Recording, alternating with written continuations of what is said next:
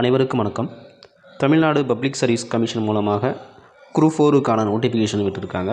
அதாவது மொத்த வேக்கன்சி பார்த்திங்க அப்படின்னாக்கா 6244 வேக்கன்சிஸ் இருக்குது. இந்த குரூப் 4 எக்ஸாம் வந்து எப்போ நடத்துகிறாங்க அப்படின்னாக்கா இதில் டேட் கொடுத்துருக்குறாங்க. அதாவது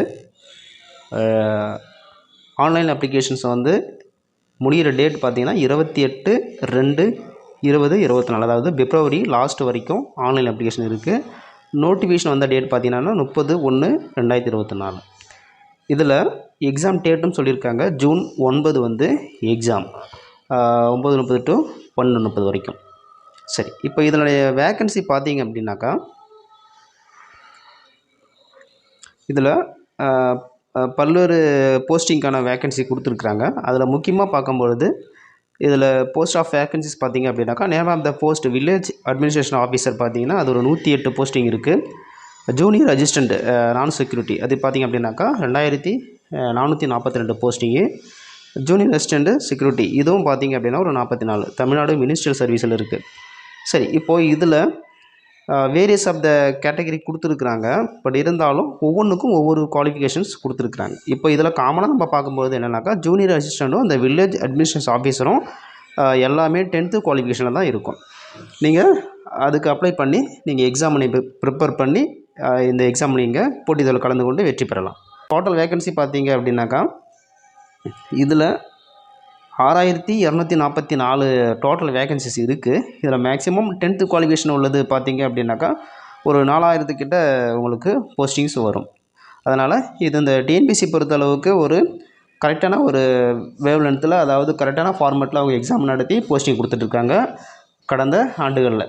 அப்போது நீங்கள் இந்த டிஎன்பிசி குரூப் 4 எக்ஸாமை நீங்கள் ப்ரிப்பரேஷன் பண்ணி ஏற்கனவே ப்ரிப்பரேஷன் பண்ணவங்க நம்மளுடைய டெஸ்ட் பேட்சில் ஜாயின் பண்ணி நீங்கள் உங்களுடைய தரத்தை மேம்படுத்திட்டு இந்த குரூப் 4 எக்ஸாமை பாஸ் பண்ணி வேலைவாய்ப்பு பெறுவது மிகவும் சால சிறந்தது. அதே போல் இப்போ இதை பார்த்திங்க அப்படின்னாக்கா இந்த எக்ஸாம் பொறுத்தளவுக்கு Tamil eligibility test part A part B, அது ஜென்ரல் ஸ்டடீஸும் மேக்ஸும் பார்த்திங்கனாக்கா பார்ட் பியில். பார்ட் ஏ பார்த்திங்கன்னா Tamil eligibility test cum scoring test. அதில் அப்போ இந்த குரூப் 4 எக்ஸாமுக்கு நம்ம டெஸ்ட் பேட்ச் நடத்துகிறோம். டெஸ்ட் பேட்ச் வந்து எப்படி அப்படின்னாக்கா ஆஃப்லைனில் தான் இருக்கும். இதுக்கான ஃபீஸ் வந்து நான் உள்ள டிஸ்கிரிப்ஷன் பாக்ஸில் கொடுத்துருக்குறேன். இந்த டெஸ்ட்டு வந்து உங்களுக்கு குவாலிட்டியாக எந்தெந்த சிலபஸ்லேருந்து கேட்டிருக்காங்களோ அந்த சிலபஸ்லேருந்து ஓரியன்டாக இந்த டெஸ்ட் பேட்ச் உங்களுக்கு இருக்கும்.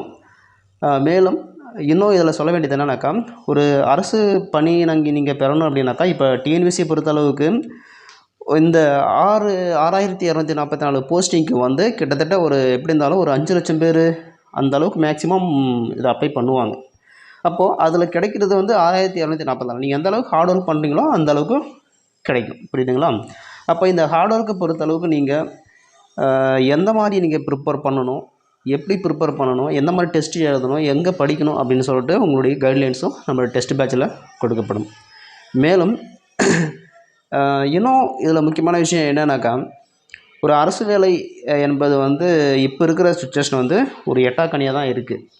ஏன் அப்படின்னாக்கா போட்டியாளர் வந்து அதிகமாக இருக்கிறாங்க, வேக்கன்சி பார்த்திங்கனாக்கா ரொம்ப குறைவாக தான் இருக்குது. அப்போ நம்ம அந்த ஒரு கொடுத்துக்கிற வேக்கன்சி நம்ம ஒரு ஆளாக இருக்கணும் அப்படின்னாக்கா நம்மளுடைய ப்ரிப்ரேஷனை வந்து ஹார்ட் ஒர்க்கு இல்லாமல் ஸ்மார்ட் ஒர்க்கும் இருக்கணும். ஹார்ட் ஒர்க்கு என்னென்ன அப்படின்னாக்கா நீங்கள் ப்ரிப்பரேஷன் பண்ணுறது, நீங்கள் அதை டெஸ்ட் எழுதுறது, இதெல்லாம் வந்து ஹார்ட் ஒர்க்கு. ஸ்மார்ட் ஒர்க் என்னன்னாக்கா எந்த மாதிரியான நம்ம வந்து தயாராகணும், நம்முடைய மனநிலை எந்த அளவில் இருக்கணும், அந்த மாதிரி விஷயங்களெல்லாம் பார்க்குறது வந்து ஸ்மார்ட் ஒர்க்கு. புரியுதுங்களா? இப்போது ஒரு நாளில் வந்து நம்ம 8 மணி நேரம் படிக்கிறதோட 4 மணி நேரம் படிச்சுட்டு ஒரு 2 மணி நேரம் ஸ்மார்ட் ஒர்க்கு நம்ம செய்யணும். அப்படி செஞ்சனாக்கா 8 மணி நேரம் படிக்கிறது நீங்கள் 6 மணி நேரத்துக்குள்ளே முடிக்கலாம். அப்போது இந்த டெஸ்ட் பேட்ச் உங்களுக்கு மிகவும் பயனுள்ளதாக இருக்கும். இந்த டெஸ்ட் பேட்சுக்கான டீட்டெயில்ஸும் ஃபீஸ் ஸ்ட்ரக்சரும் நான் டிஸ்கிரிப்ஷன் பாக்ஸில் கொடுத்துருக்குறேன். விருப்பம் உள்ளவர்கள் டெஸ்ட் பேட்சில் ஜாயின் பண்ணிவிட்டு இந்த குரூப் 4 தேர்வு வெற்றி பெற்று அரசு வேலைவாய்ப்பை பெறுவதற்கு வாழ்த்துக்கள். நன்றி.